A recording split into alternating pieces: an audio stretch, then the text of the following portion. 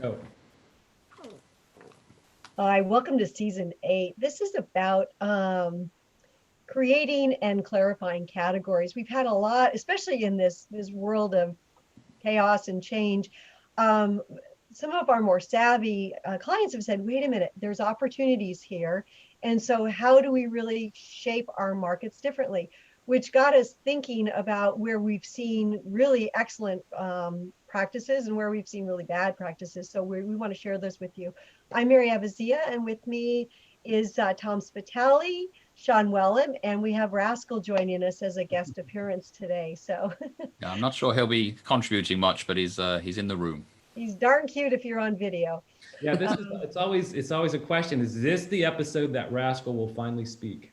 I Yeah. know. No, we don't. We'll hold out for that day. But if you are, of course, listening on audio, Rascal's a dog. That's pretty much all you need to know. Check out the video and Clarification. you'll see what kind of a dog he is. Anyway, Mary, sorry. Darn cute dog. So this episode is about where I'm from California, and actually the background's California.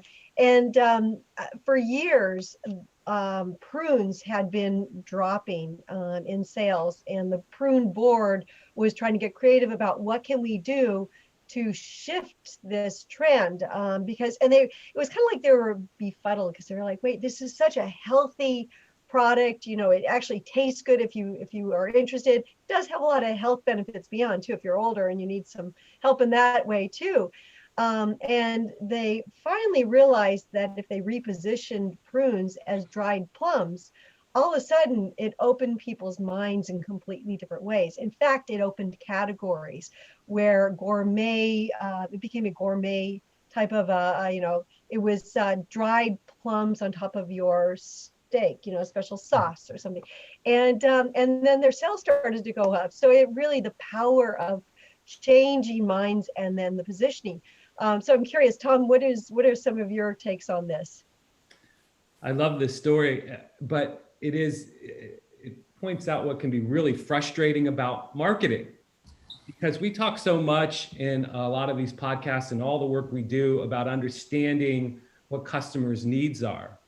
And to me, this is a story about positioning and what you want to own in customers' minds. And the frustrating part is you could have a really great idea of what your market's needs are, and maybe even feel like you're addressing those needs, but the connotation of your product by some maybe past history or what have you is not the right thing that exists in the mind of your customer to have them take positive action.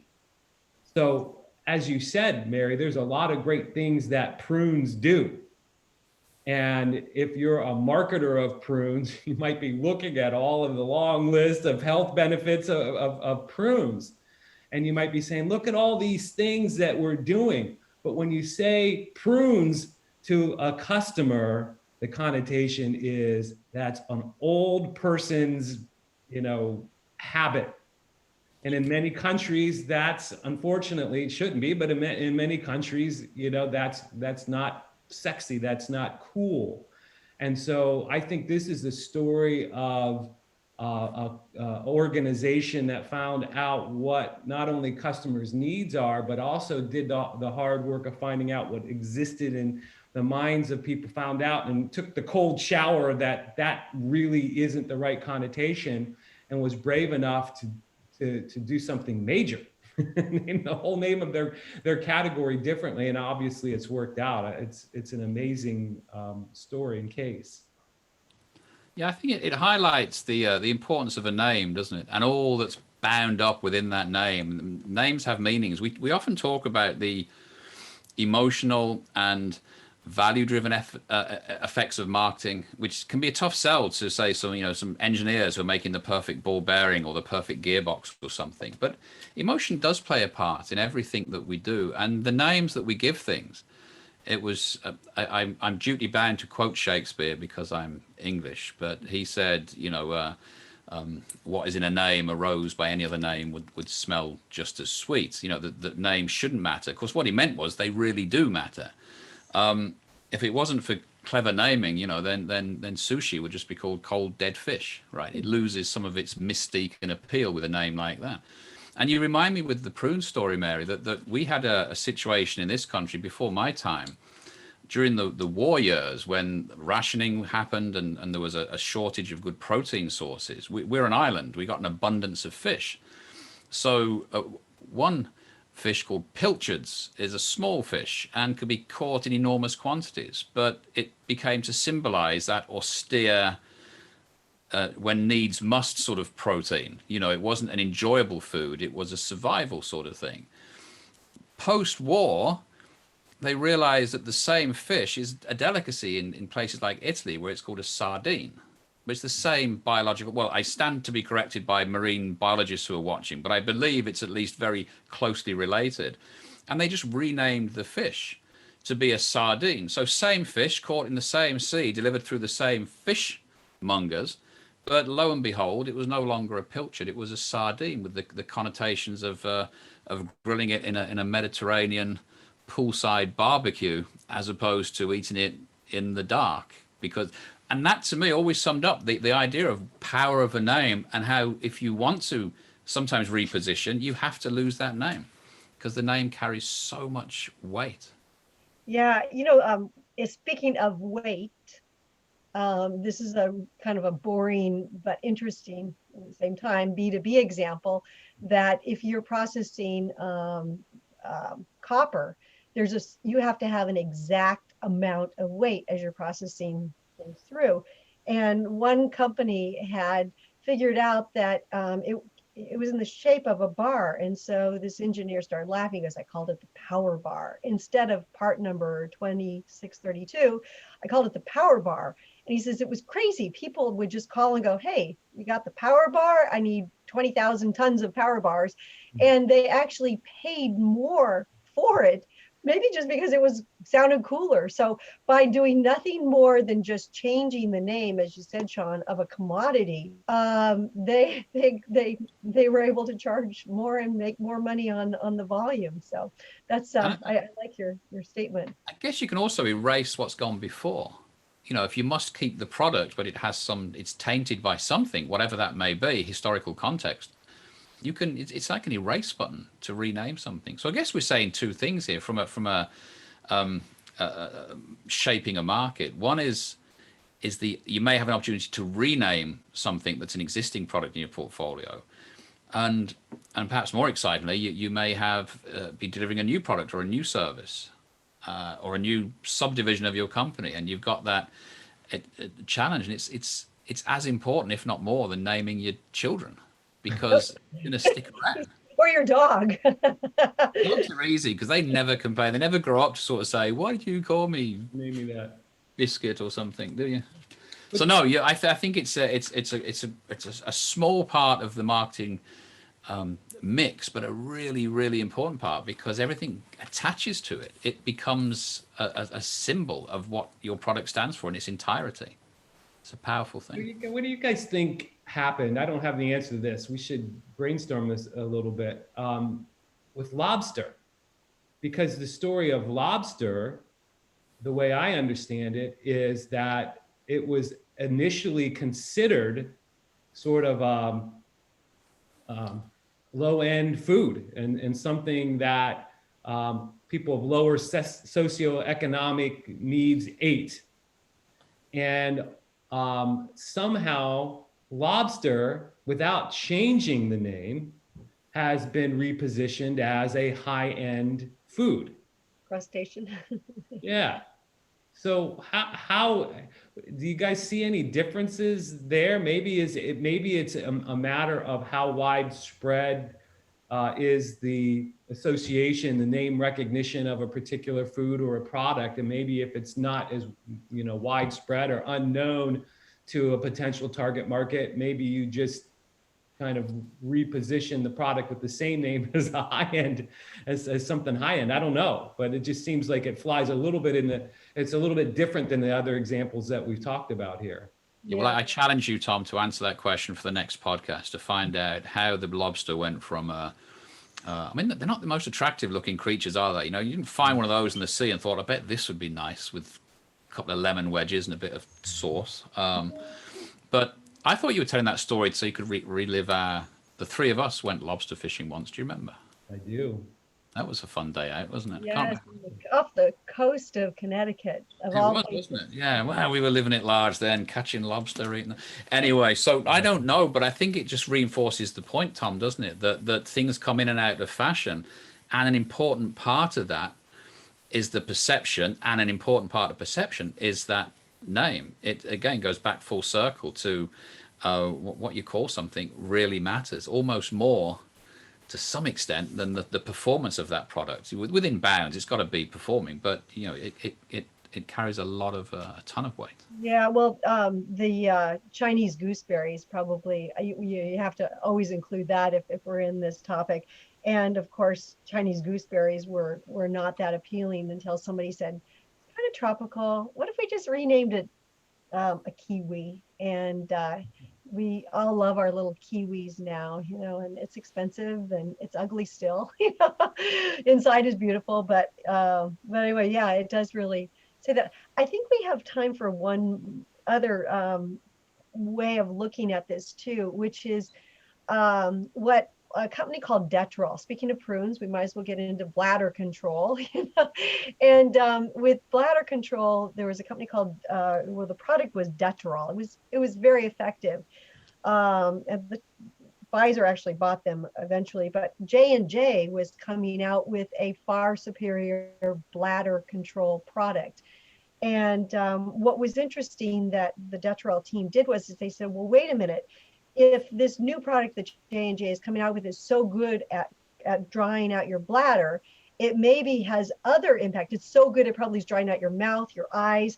And the impact of that, Tom, as you were saying, customer needs or customer impact, they may not stay on the product. They are, because they're going to be so dried out. So they took and flipped it. And one of the ways that we're talking about, it's very effective in innovation is flipping it. So they flipped it from, if it's so good at bladder control, it might dry you out. And so people won't stay on it. So the sales team went out, the Detrol team went out to the doctors and they drew a pie chart, if you will, that had three parts to it. And they said, Doc, the only way that this product is going to be effective is if it has persistence, tolerance, and effectiveness. That's total effectiveness. And if you don't have that, you don't have anything. And when the J&J team came out with their far superior claims and all their slick sales materials, they showed it to the doctors, and the doctors drew back that same pie chart and said, yeah, you only have effectiveness. You need persistence and tolerance, and you don't have that. And so, expanding on that, the way that you position or describe your value proposition and tell your story has a big impact on the sales. And the Detrol team maintained with a less superior product, maintained their market share for years. And poor J&J is like, yeah, but our product is better. And they just couldn't break through the mindset. Yeah, and I think that ties it round because we spent the first part of this podcast talking about the name in isolation, how important names are, which they are. And I mentioned briefly that, it's almost more important than the performance and the underlying aspects of the product or service. But of course, both need to be in sync. And when you are repositioning with the name, and maybe with that insight, the product was already branded and launched, and we know there's a lot of legislation around how you brand and name pharmaceutical products and how you're allowed to change them. But nevertheless, if you found that insight before, you could almost reposition the name of the product to more reflect some of the aspects of it that talk to its key differentiating capabilities and whatnot. So they're not divorced. The name and the performance, if you like, have to be in sync. And the more the one reflects the other, the better you're going to be. Yeah, I think we've unpacked that there's a name and then there's a position associated with that name. We've talked about a couple of examples where changing the name is important, but sometimes it's changing the connotation or how I think that's probably what happened with lobster, right? They didn't change the name, but they changed the connotation. But I think the idea behind, Mary, your example with bladder control, a technique that we talked about in our book, is really helpful in this regard. We called it the opposite good, meaning if you understand what a competitor or a new potential competitor wants to stand for, is there an opposite position that's still good? Like sometimes we think about if something's good and we take the opposite position, we must be bad. But if you think about things like what's the opposite good of, the largest, when Jumbo people shrimp, think, right? what's that? Jumbo shrimp. Yeah, yeah. Well, I mean, if somebody's associated with like breadth and ubiquity and they're everywhere, they also could have, that could also imply that they're slow. So the opposite good of being everywhere is fast. It's just a very simple example, but I think that's where opportunities like this total effectiveness came from. You say, well, if they're going to really own this efficacy, what's the opposite of efficacy? Well, I don't want to be non-efficacy, but that gets you looking and saying, what could happen if this thing is actually so good? It could dry everything else out. Oh, wait a minute. Here's an opportunity. We're about the whole, solution. So there are techniques that I think companies can, like the opposite good, that companies can explore for positioning. We wrote about them in the book. There's 3 categories that can lead to unlock this if you feel like you're getting backed into a corner by a competitor or a new entrant's positioning. Yes, I think, The Sean, silence then was us reflecting and going, wise words from Tom, but yes. I was So, stroking so my wrapping chin. this up and growing your category, Sean, any closing thoughts? No, I think we've covered a bit of a journey around to me, the big takeaway from this that I didn't expect at the start is, a name is important, but a name must reflect somewhat the reality of the product or service. And completing that circle is the key, that the product or service should also complement and support the name. And if you get those 2 things in sync, I think you get greater than the sum of the parts. You get a sort of double whammy, so to speak, by tying those things together. That's my takeaway from this chat. Yeah, yeah. And Tom?